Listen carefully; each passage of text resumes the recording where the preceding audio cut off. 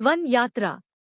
रामचंद्र जा का रथ दक्षिण को ओर चला आर सवरा हाथे होते काफी दूर निकल गया। हरे भरे और ले फूले वनों को देखते देखते राम लक्ष्मण सीता गोमती नदी के किनारे पहुंचे। उस पार कर वे आगे बढ़े और सई नदी तक जा पहुंचे। सई को पार कर वे थोड़ी देर के लिए रुक गए। कौशल राज्य को सीमा वहां समाप्त होती थी।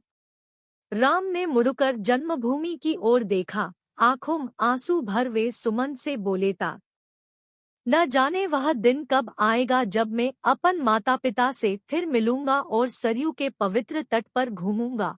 अयोध्या नगरी की ओर मुंह करक राम हाथ जोड़कर खड़े हो गए और कहने लगे, जननी जन्मभूमि, मेरे अपराध क्षमा करना। 14 वर्ष के बाद ही अब तुम्हारे दर्शन कर सकूंगा। तभी सीमा प्रांत के बहुत से नरनारी वहां इकट्ठे हो गए। वे राजा दशरथ को धिक्कारते थे और कहते थे, ऐसे पापी राजा के राज्य में रहना ठीक नहीं, चलो राम के साथ चलें। लोगों की ऐसी प्रीति देखकर राम की आंखें डबडब आईं। सबको उन्होंने समझाया बुझाया और वे फिर आगे बढ़े। शाम होते होते उनका रथ गंगा के किनारे श्रृंगवेरपुर गांव में जा पहुंचा। इंगुदी वृक्ष के नीचे राम ठहर गए। श्रृंगवेरपुर में निषादों का राजा गृह रहता था।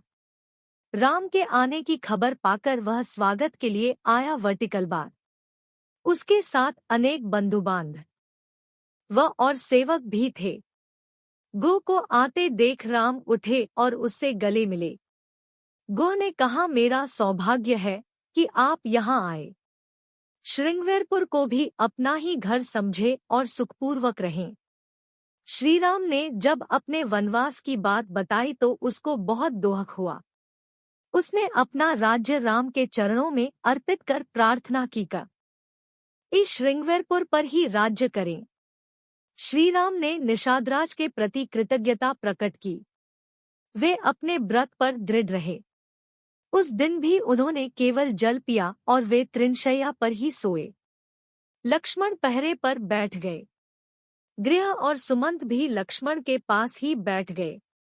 उनमें रात भर अयोध्या और श्रीराम के विषय में बातें होती रही। अगले दिन श्रीराम ने सुमंत से कहा, मंत्रीवर, अब आप अयोध्या लौट जाइए। पिताजी और माताओं के चरणों में हमारा प्रणाम कहिए और उन्हें बता दीजिए कि 14 वर्ष बाद हम अवश्य लौट आएंगे। भरत से कह दीजिए कि सब माताओं से एक सा व्यवहार करे और राजा को प्रसन्न रखें। इस प्रकार सुमंत को राम ने समझा बुझाकर विदा किया। तब राम ने बरगद का दूध मंगाकर जटाएं बनाईं। गो से विदा लेकर वे सीता और लक्ष्मण के साथ नाव में बैठे और गंगा पार कर वत्सदेश में पहुंचे।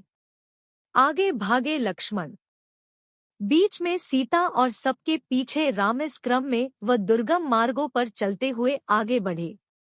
शाम को फिर एक पेड़ के नीचे ठहर गए।